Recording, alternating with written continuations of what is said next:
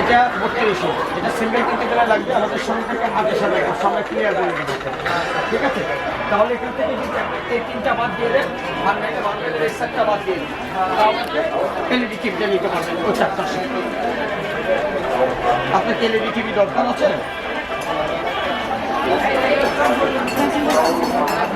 এখন বেশি বাদ হয়ে যাবে। না না জানবেন, কিছু মনে করেন না। একটা কথা বলি, আপনার টিভিটা বাদ দিয়ে দেন। যেমন এই যে কিছু মনে না করলে যে দেখেন আপনার মতো আরেকজন নিয়ে গেছে